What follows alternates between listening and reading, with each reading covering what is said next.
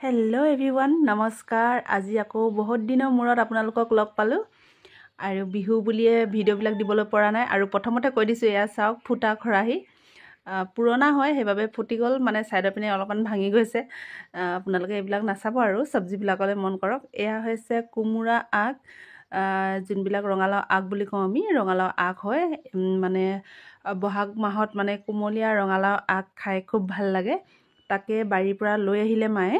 আৰু এতিয়া ৰাতি হয় ৰাতিৰ কাৰণে ভালকৈ আপোনালোকে ভিডিওটো দেখা নাপাব কিন্তু অসুবিধাৰ মাজতো মই বনাইছো বাৰু আপোনালোকক হলেও আপোনালোকে চাবলৈ চেষ্টা কৰক। চাওক এতিয়া মই ৰঙালাও আগখিনি এনেকৈ সফা কৰি লৈছো ওপৰত আৰু এতিয়া চাওক এনেকৈ মানে পাতখিনিৰ পৰা এনেকৈ সফা কৰি ললে খাবলৈ ভাল হয় সেইভাবে এনেকৈ মই ভালদৰে সফা কৰি ললো। কিন্তু বহাগ মাহত আপোনালোকে ৰঙালাও পাত খাবলৈ চেষ্টা কৰিবচোন খুব ভাল লাগে আৰু সৰু সৰু ৰঙালাও লাগি আছে এয়া দেখি পালে আপোনালোকে আৰু এনেকৈ মই সফা কৰি লম গোটেই ৰঙালাও বিলাক মানে ৰঙালাও পোখা বিলাক যিমানখিনি আছে সফা কৰি লম কিন্তু চাই লওঁ যদি একেবাৰে বেছি নিচিনা লাগে তেনেহলে দুটা তিনটা আগ মই থৈ দিম কাইলৈ মই ৰান্ধিম আজি অলপ মই ৰান্ধো তেনেকৈ চাই চিতি মিলি ৰান্ধিম বাৰু। ঠিক আছে বাৰু মই প্ৰথমতে সফা কৰি লওঁ তাৰ পাছত আকৌ আপোনালোকক লগ পাই আছো। এয়া মই ধুই পেলাই লৈ আহিলো লগত লৈছো মই এয়া মাছ কচ মাছ হয় কচ মাছ মই 3 পিচ লৈছো আৰু কচ মাছখিনিও মই ধুই পেলাই লৈছো আৰু লগত লৈছো এয়া কুমুৰা পোখাৰ আগ এয়া সৰু সৰুকৈ কাটি ললো এনেকৈ আপোনালোকৰ নিজৰ ইচ্ছামতে কাটি ল'ব পাৰে আৰু লগত লৈছো মই এয়া বিলাহী আলু আৰু আদা নহৰু আৰু আছে জালুক কাৰণ মই বইল বনাম সেইভাবে এনেকৈ লৈছো আৰু লগত আছে জলকীয়া কেটা সাইডত থৈছো বাৰু এয়া আপোনালোকক দেখাই দিছো দুটা জলকীয়া লৈছো কাৰণ জালুক আছে। এয়া চাওক মোৰ পানী উতল আহি গল এতিয়া মই ইয়াতে ৰঙালাও আগবিলাক দি দিছো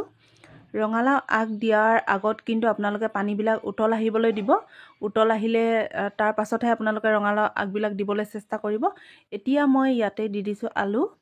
আলুবিলাক ঘৰৰে সৰু আলু হয় আপোনালোকে ডাঙৰ আলু ব্যৱহাৰ কৰিব পাৰে মই সৰু আলুৱে ব্যৱহাৰ কৰিলো। এতিয়া মই ইয়াতে দি দিম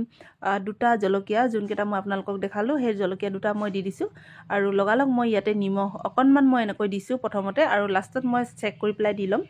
এতিয়া মই বেছি দিয়া নাই এতিয়া হেতা এখন সহায়েৰে অকণমান এনেকৈ হানমিহলি কৰি দিলো।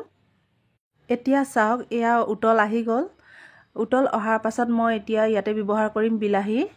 বিলাহীখিনি মই সৰু সৰুকৈ কাটি লৈছো আৰু বিলাহীখিনি দিয়াৰ পাছত আকৌ এনেকৈ হানমিহলি কৰিলো আৰু লগতে মই এতিয়া আদা নহৰু আৰু জালুকৰ গুৰি দিছো যিহেতু মই বইল বনাইছো অকণমানো তেল দিয়া নাই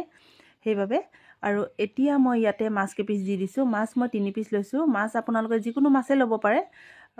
ঘৰত আজি এনেকুৱা কচ মাছ আছিলে কাৰণে মই কচ মাছ ব্যৱহাৰ কৰিলো।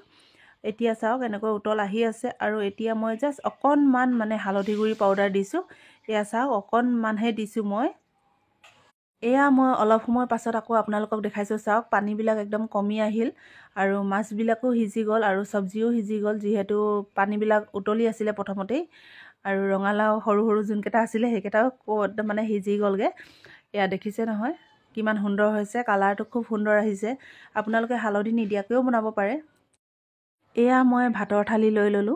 আৰু লগত লৈছো এটা ভোট জলকীয়া জ্বলা নহয় কিন্তু একদম মানে জ্বলা চলা নহয় নৰ্মেল হয় সেইভাবে এটা লৈছো আৰু লগত নাই একো আজি ৰাতি সাজটো এনেকৈ খাব লাগিব আৰু এতিয়া যোনবিলাক মই বইল বনাই থৈ দিছো সেই বইলৰ লগতে খাব লাগিব যিহেতু ৰাতি সাজটো ইমান হেভি খোৱাও ভাল নহয় সেইভাবে বইলে লৈছো এনেকৈ আৰু বইল বিলাক খাবলৈ বিৰাটেই ভাল লাগে কিন্তু বিৰাট ভাল খাবলৈ মই সঁচাকৈ কৈছো আপোনালোকে বনাই খাবচোন আৰু ৰঙালাও আগৰ লগত বইল খাই খুব ভাল লাগে এয়া এনেকৈ লৈ লৈছো দেখিছে নহয় কিমান সুন্দৰ হৈছে কালাৰটো